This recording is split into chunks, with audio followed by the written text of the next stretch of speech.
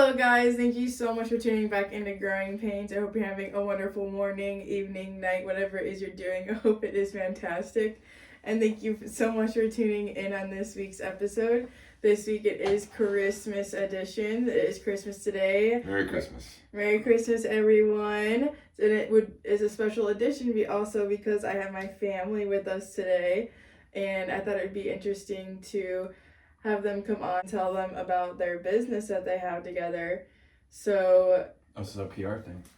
Yeah. Yeah, Right. Exactly. So I would love for them to just dive right in and talk about their business and how they got into it. Because my dad does have a lot of background in carpentry and pretty much can build a whole house from the ground up, which is pretty awesome, and he can dive into that. So without further ado, I'll have him take it away. Howdy. In short,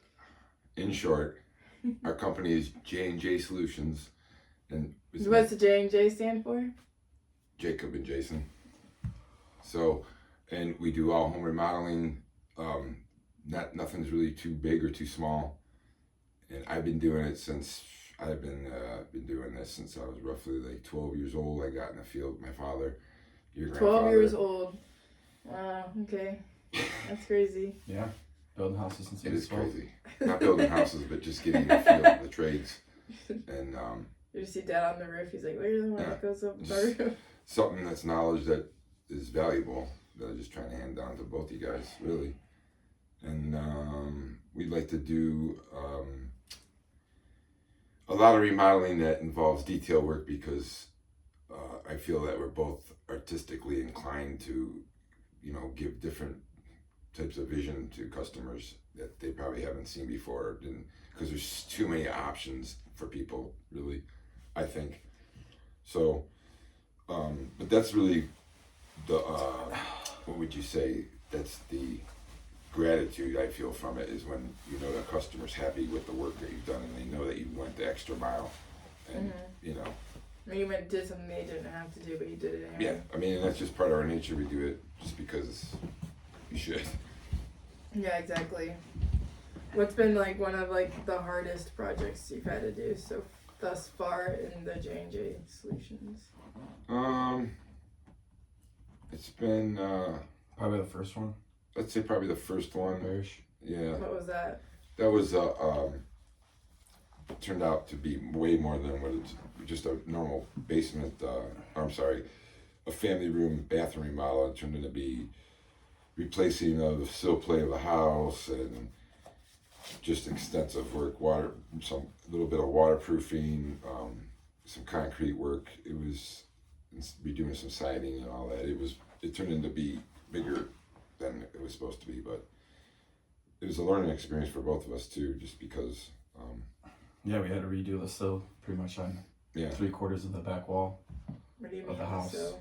The sill plate on top of the foundation block, that's what's the structure, the end of your studs coming down. And it was rotted away. There was nothing really. It was like powder. It's probably like 40 feet of it. Yeah, it was pretty bad. Actually, And that's holding the whole house up? Well, I mean, yeah. the whole wall, the whole part of the back side of the house was like supported by nothing. Oh, wow. It was crazy, but that was probably the one that was the most surprising after we kind of cleared out the drywall of the basement and seen that. And I was, whoa, there's vines coming through, branches were coming through it was crazy. Yeah. How long of a project did it take? Or how long was it estimated? How long did it take you? Well, the bathroom really just by itself would have probably took 2 weeks because there was a lot of demo from what was existing of tile. That takes a while, but probably have been 2-week finish, complete. And it turned out to be like a month and a half with all the other work that turned out to be. Yeah. So it was a blessing in disguise, for sure. That is crazy. Yeah, filled a little bit of a void until the business started kicking in a little bit at that time of the year. But yeah, I mean, for sure. And the easiest one was, really can't think of it. Simple repairs like rehanging a door. Yeah, stuff like that. Yes, like what do you call it? Like almost like new construction work is most fun, I believe, because it's more systematic for us to be honest, and it goes by quick because you're always busy. You know, you already know if you built a structure and you're not finishing it up, you know what size doors are going in. You're not making any compensations because you did all that. You know, right? You customize everything, so you don't need to. Yes, yeah, it was. Yeah. It makes it a lot easier when you're finishing a project and not being like, oh, we'll put it off until later, and then come down the road and then, well, we got to take this wall apart because we didn't do that first. Mm-hmm. Yeah, that happens, but not with us. That's what we try to avoid because nobody wants to do the work 3 times. Yeah. How are you guys been getting the clients? Like how do you guys been marketing yourself? We have it's referrals. Mostly, yeah. Yep. Referrals and word of mouth. I'd say referrals and word of mouth. Yeah, 90% of our work is referral for sure. Because we really don't. We don't really advertise too much besides business cards and our shirts, and you our website. Getting on your truck. What's that? Like one of those like big stickers on the truck. We were thinking about getting a truck skinned with that stuff, but we might just do the magnets and see what kind of business we pull from it because. Yeah. You know, you could take the magnets off. Yeah, so just do the magnets. The skin I think would be too much. And mess with the paint and everything. Yeah, it's a permanent fixture of the truck, so. It is? When you skin it, yeah. Magnet you just take off. Yeah, I don't think the paint's gonna stay really well if you take that off. Yeah, no. I don't trust it, but stuff like that wouldn't. Well, have you guys wanted to do like Instagram? I guess. Or I don't know. I'm not really familiar with that, so I wouldn't even know how to address any of that, to be honest. Yeah, I guess I could help you guys do that. Yeah. Yeah. Yeah. Jacob, do you dabble? You don't dabble in much social media, do you? Not much, but it's a good. What do you think is a good marketing? I don't know, just going out, just literally walking door to door, but. Physically not working. Mm-hmm. Probably physically not working. Try to get out and talk to people, and not really push. That's the one thing I don't. That's probably why. Is don't like pushing. I like letting people know what we do, and I don't like to have to keep reminding what we do. Obviously, because I don't push people into, purchasing from us or having us do anything because it's not. We're not salesmen, first of all, and I don't believe in. Selling something with fear. Selling something with fear? Well, your tactic is fear. That's what most of the time is nowadays, and it's just not how it should be. They either need it or they don't need it. Yeah, that's true. Oh. Right, you don't force something. Oh, I gotta make my car payment. Yeah, Mr. Johnson, you should get this bathroom redone. Well, what made you want to do a company on your own instead, rather than just keep working? Because you've worked for... We've also had your own businesses before, prior. Yeah, but no one who wants to work for anybody.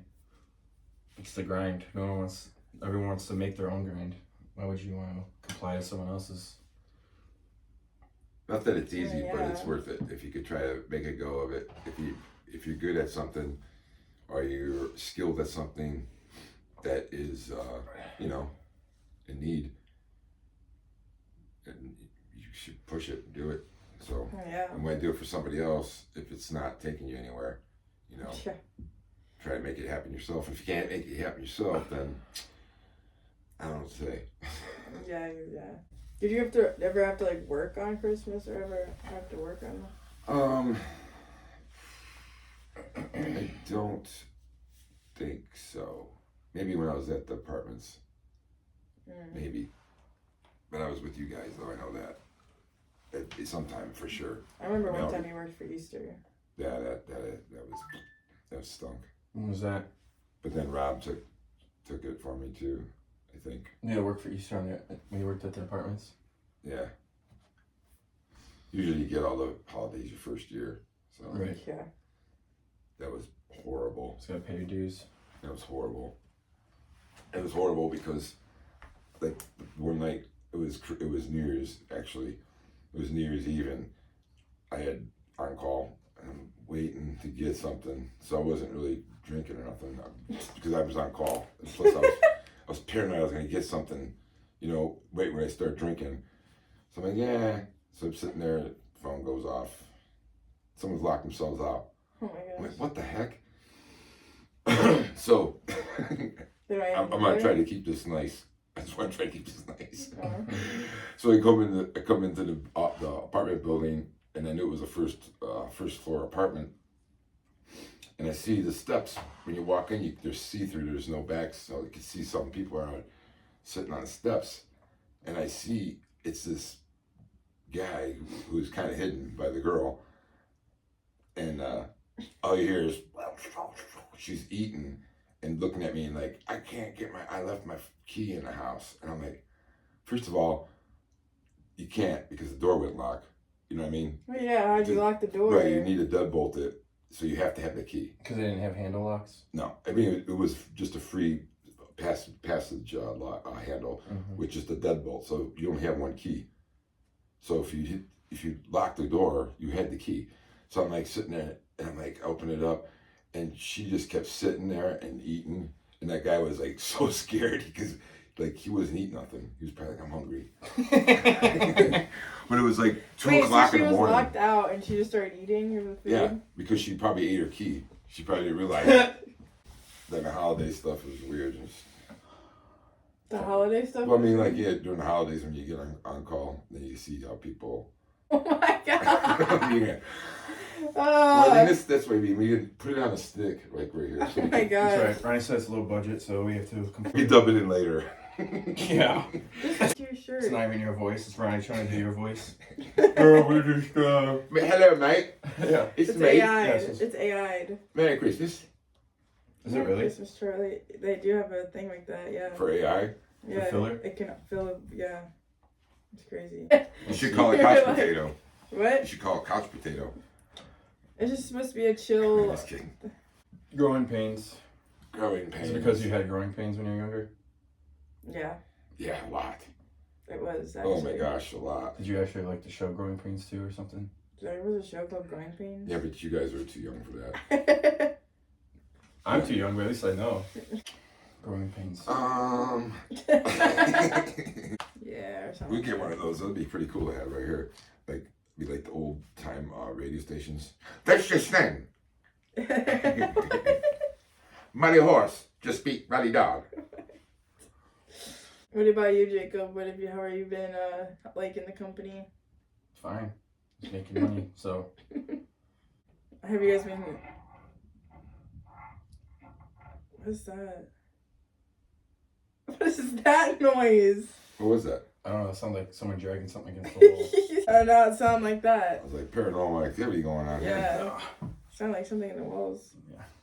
Do you guys eventually want it to, like, kick off so that you don't have to work, obviously, so you don't have to, like, physically be working, but do you just want to, like, hire on people, or you're not looking to do that right now?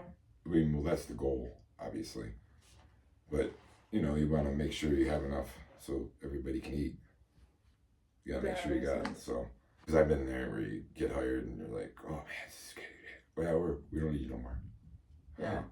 Yeah, you're telling me. Set, trap. What else would you want to be doing if you weren't doing this?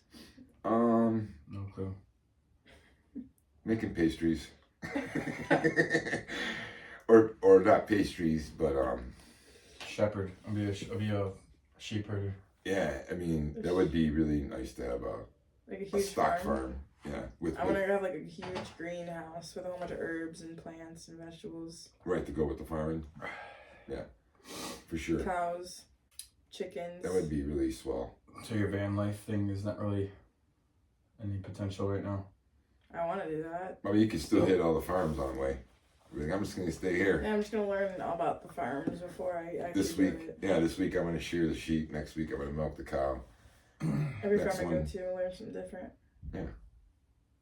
Learn how to milk one, learn how to Feed the. shear. Then you gotta clean all the. No, I'm gonna hire someone to do that. feces. I'm gonna hire someone to do that. They want you to do it. What if they just say, no, you do it the best? You clean it the best. No, No, that's not a thing. it might be. I don't know about that. Like, as far as JJ Solutions goes, to be true and honest, to sum it up, is we love what we do. Obviously, when the day goes right, which is never, that's part of the challenge. But like just to do the best we can, and obviously we'll make a living. We're not going to be millionaires off this, but just to make a living and be happy, and leave that as a reputation with the customers, who sometimes you never know. I mean, it's a small world. They could introduce you to something that's bigger and greater. So I mean, that's how I feel. You like the one big catch, and then you can just ride off that. Well, I mean, it's not even. I don't even know if it's so much about the golden goose. It's just about, I guess, in a business world or minded person, it'd be more like, oh, it's how you network. It's more networking. Some people look at it that way, but it's good to know people in a sense, to kind of know where they're coming from, so you can, communicate with them better, and they have a better understanding where you're coming from. Yeah. I mean, it's really important. It's really important. Have you ever had an incident where you and the customer didn't see eye to eye? Not really. Really? Years ago when I worked with my dad, we had a different company years ago when I was younger.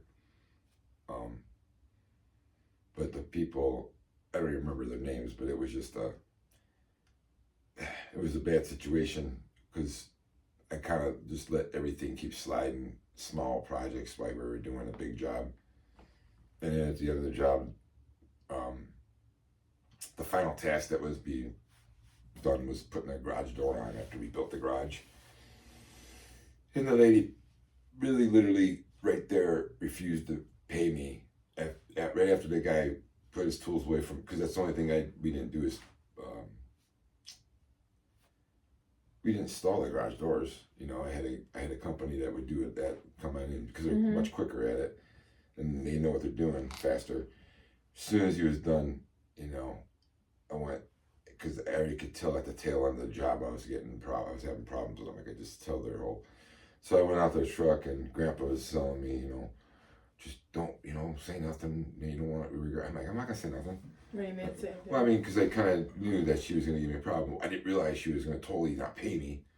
So everybody, your uncle's waiting for money, and it was Christmas time. It was Christmas time. It was Christmas time because the job started when Spider-Man came out, the first one, and that's when it started. And then it was cold, and then we had to wait. So around Christmas time, that was happening. Did she ever end up paying or no? I mean, yeah, I had to put a lien on their property. Had to do what? I had to put a lien on their house, their property, because I couldn't pay the garage guy, because I was waiting for that money, because I was basically just going to pay him right there and then. Yeah. But I didn't have no money from them, the customer.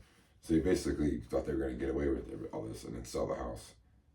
So they couldn't sell the house because I put a lien on it. And it wasn't even a lot of money. It's just like I don't even really know what the legal terminology is for it, but it's a legal process. When you apply for it or whatever, and the justification is usually when someone's owed you something, and that's basically when it has something to do with the house. Like if you do a roof, do windows, the siding, remodel, whatever, they don't pay you, they refuse to pay you, and you have a contract, and that balance isn't paid. And for something, because some people are like that, which I guess is understandable. You just gotta see how they are, when you first get there. But you think you're done, and they're like, oh, I'm not really happy with this, or they will hold the check and say that, until this is fixed, you're not going to get paid. I mean, that's happened a few times, and it really wasn't about. I think it was more miscommunication than it was like them trying to get one over. But I mean, whatever it takes is to. Very, very few times. Sometimes you get those people, they want extra. Next thing you know, like, I feel like I'm pulling this money out of my pocket. Yeah. We don't mind doing it if it's the labor end of it and we're there. I can't count how many times we've done stuff for free and the customer didn't even know it, because it's like, oh, man, what's the, you know what I mean? I mean, people say it's nickel and diamond, but that adds up. But to us, it's not worth it. It saves the hassle. Yeah. Because sometimes it's something to do with what we're doing right then. And if it doesn't get fixed, if they hold back on it and say whatever, then we can't, it's holding up on the job that we were there to be hired, to do. So obviously. Yeah. That's good she gave you the money at least. Huh? That's good she gave you the money at least. Have you ever had anyone not give you money? No, I never had that problem. Never had that problem. And I never... Other than Dom's son. I mean, that was probably the only problem we came across. Who? Well, I mean, he paid us. Yeah, he paid us, but I mean, he wanted us to do extra. His dad wanted us to do extra work. Yeah. Somebody that had nothing to do with the project stepped in and wants to be boss. Kind of those people. Yeah. Just mind your own. Stay in your lane. Stay in your lane. It makes life so much simpler. Just stay in your lane. Because most people that get out of their lane, that means they can't control their own lane. So, you know, they'll mess up ongoing traffic.